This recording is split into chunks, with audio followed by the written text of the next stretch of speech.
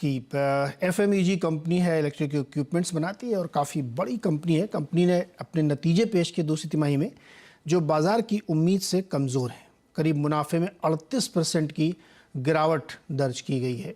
नतीजों बात करने के लिए हमारे साथ जुड़ चुके हैं कंपनी के चेयरमैन और मैनेजिंग डायरेक्टर अनिल राय गुप्ता जी। अनिल जी, बहुत बहुत स्वागत है आपका CNBC आवाज़ पर। और इस तिमाही में जो नतीजे आए हैं वो मार्जिन पे काफ़ी ज़्यादा असर देखने को मिला। क्या आगे भी ये प्रेशर कंटिन्यू करेगा क्या? नहीं, आई थिंक एफएमईजी स्पेस अगर हम ओवरऑल देखें तो ओवरऑल पॉजिटिव है। थोड़ी कंज्यूमर डिमांड पिछले क्वार्टर में स्थगित रही because of inflationary trends, but otherwise अगर हैवेल्स का देखा जाए तो हम लोग काफी सेटिस्फाइड हैं जो हमारी रेवेन्यू ग्रोथ आई है इस क्वार्टर में। डेफिनेटली एबिटा मार्जिन कम है, मार्जिन्स कम है, लेकिन उसके कुछ रीजंस हैं कि आप अगर हम लास्ट ईयर से देखें रॉ मटेरियल प्राइसेस काफी शूट अप कर रही थी और एक हमने एक डिक्लाइनिंग ट्रेंड देखा फर्स्ट क्वार्टर के एंड में और सेकंड क्वार्टर में। सो जब इन्वेंट्रीज सिस्टम में हाई कॉस्ट पे पड़ी होती हैं और प्राइसेस स्टेबलाइज होती हैं या नीचे आती हैं तो एक गैप बढ़ता है और उससे मार्जिन इफेक्ट होते हैं, जो कि हमको लगता है टेम्पररी है because high cost inventory and prices coming down, तो उस वजह से ये गैप बढ़ा। लेकिन जब रॉ मटेरियल प्राइसेस अब स्टेबिलिटी की तरफ हैं तो गोइंग फॉरवर्ड थर्ड और फोर्थ क्वार्टर में margin should also normalize, but overall revenue growth क्योंकि positive है, it shows a very positive outlook for the coming time.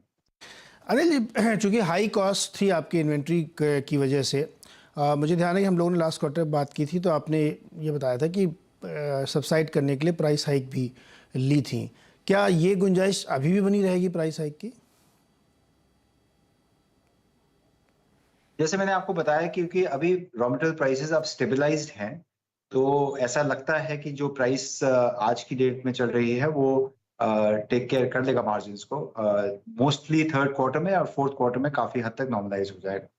जहां तक फेस्टिव डिमांड का सवाल है, यू आर राइट कि ये क्वार्टर ऐसा होता है जहां पे फेस्टिवल डिमांड भी आती है और इस वजह से we are expecting good revenue outlook for the third and fourth quarter.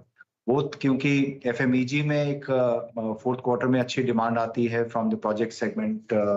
Overall there is a general pickup in the fourth quarter और थर्ड क्वार्टर में फेस्टिव डिमांड भी रहती है जो कि डेफिनेटली अभी पॉजिटिव लग रही है। तो आने वाले टाइम में थर्ड और फोर्थ क्वार्टर रेवेन्यू ग्रोथ के एंगल से भी अच्छा रहना चाहिए।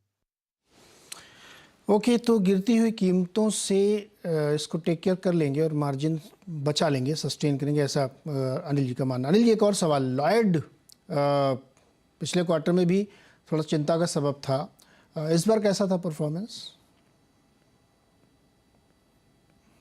देखिए, जहां तक लॉयड का सवाल है, पिछले अगर एक साल में देखा जाए तो काफी अच्छी ग्रोथ हम लोग इसमें ले पाए हैं। ऑलमोस्ट अगर फर्स्ट हाफ में देखा जाए तो मोर देन 50% ग्रोथ लॉयड के रेवेन्यूज में है, जो कि मार्केट लीडिंग ग्रोथ है, विच क्लियरली इंडिकेट्स कि लॉयड मार्केट शेयर गेन कर रहा है एज अ ब्रांड और कंज्यूमर्स के माइंड में एक अच्छा परसेप्शन बना पा रहा है। जहां तक मार्जिन्स का सवाल है, मैंने आपको बताया कि एक हाई कॉस्ट इन्वेंट्री और लोअर सीजन तो लोअर सेल्स, तो मार्जिन्स इस क्वार्टर में इफेक्ट हुए। थर्ड क्वार्टर में 90% वो टेक केयर हो जाना चाहिए और बाय द टाइम जब फुल्ली सीजन आता है फोर्थ क्वार्टर में, so this will be completely coming back to normalised levels, but revenue growth काफी प्रॉमिसिंग है। अच्छा अनिल जी, एक चीज़ और बड़ी इंपॉर्टेंट आजकल तमाम कंज्यूमर कंपनीज के लिए चिंता की बात है, या आप मुझे एक्सप्लेन करिएगा कि रूरल और छोटे शहरों में अभी भी डिमांड सबड्यूड है, उस तरीके से पिकअप नहीं कर रही है। आपके बिजनेस के हिसाब से अगर थोड़ा सा बाइफर्केट करने की कोशिश करें कि छोटे शहरों और रूरल में और बड़े शहरों में, तो किस तरीके से डिमांड आपको दिख रही है? देखिए, अगर हैवेल्स के एंगल से देखा जाए तो tier 2 tier 3 towns rural areas पे हैवेल्स का काफी फोकस रहा है पिछले कुछ सालों में और वो एक अच्छा ग्रोथ ट्रेंड पे है। अगर हम एक शॉर्ट टर्म में देखें तो पिछले 6 महीने में अर्बन मार्केट्स बेटर कर रही हैं और थोड़ा सा एक स्लो डाउन था रूरल मार्केट्स में बिकॉज इन्फ्लेशनरी ट्रेंड था। जैसे मैंने आपको बताया, क्योंकि अब प्राइसेस स्टेबलाइज्ड हैं तो आने वाले टाइम में क्योंकि इलेक्ट्रिफिकेशन काफी हद तक ऑल विलेजेस में पहुंच चुकी है तो रूरल मार्केट काफी प्रॉमिसिंग रहेगा आने वाले टाइम में भी। एक शॉर्ट टर्म थोड़ा सा स्लो डाउन था रूरल मार्केट्स या टीयर 3 सिटीज में, but I think going forward ये भी काफी स्ट्रांग रहेगा।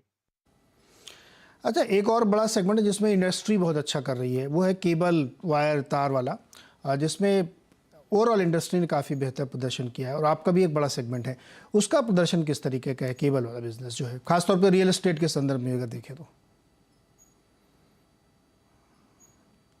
केबल वायर सेगमेंट एक अच्छा आउटलुक है। इसमें इंडस्ट्री में अनऑर्गेनाइज सेक्टर से ऑर्गेनाइज सेक्टर की भी तरफ ग्रोथ है और जनरली रियल एस्टेट और प्रोजेक्ट सेगमेंट अच्छा कर रहा है, तो we are quite positive about the upcoming time for cable and wire business as well. Okay, तो केबल और